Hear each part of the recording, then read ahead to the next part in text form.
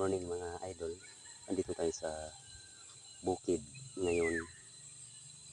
Pero magkwentuhan muna tayo doon sa bagong survey na lumabas dito sa senatorial sa Okta Research, March 18,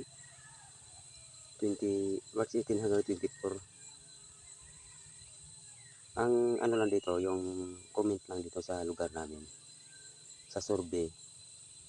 Bakit wala si Kong Dante Marcoleta? Na samantalang sa lahat ng mga comment pumapasok siya lagi kahit anong mga survey. Kahit anong mga survey. ah, hindi nalalagay ang pangalan niya, pero sa mga comment ng mga tao nandoon siya.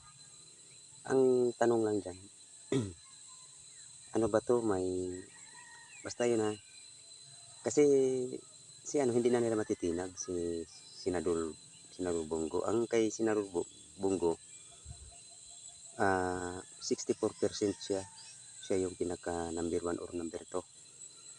Tapos si Erwin Tulfo 61%, tapos 1 into man ang ranggo niya.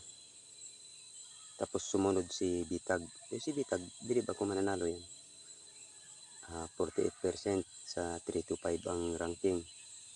Tapos si Tito Soto 46. Tapos si Bodots Revilla 45%, 3 to 8 na standing sa ano. Tapos pumasok si Leon Guerrero dito Lapid 42%.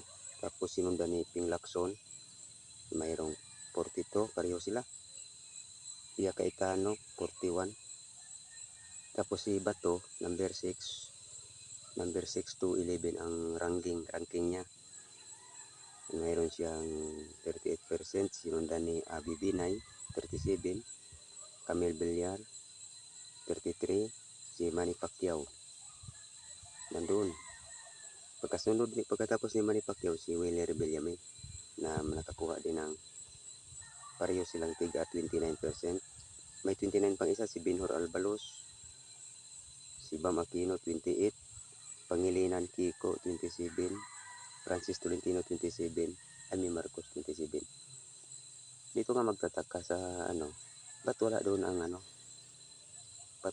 pangalan ni Marcolita. Si Marcolita, may ano siya dito, 9% lang. Imposible, di ba? Kasi kahit basahin nyo ngayon ang dito sa link ng na tingnan niyo yung yung mga comment ng mga tao. Nandun palagi si Kung Marcolita sa kanilang mga comment. Kaya imposible na hindi siya nakapasok sa hanggang top 12. Hindi natin alam. Ako lang naman o ano nangyari.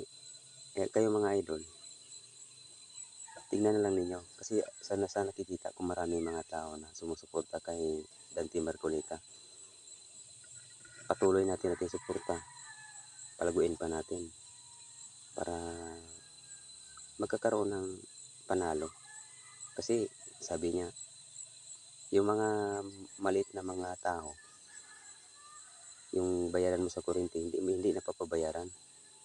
Kasi alisin niya na yung akap at saka itupad, pero ilipat na doon sa pagbayad ng kuryente sa AX. Tignan natin kung mangyayari yan. Kaya try natin siya kung totoo yung sinabi niya. Salamat po. Good luck sa mga lahat na mga sumusubaybay ngayon sa ating eleksyon. Mabuhay tayong lahat. Salamat.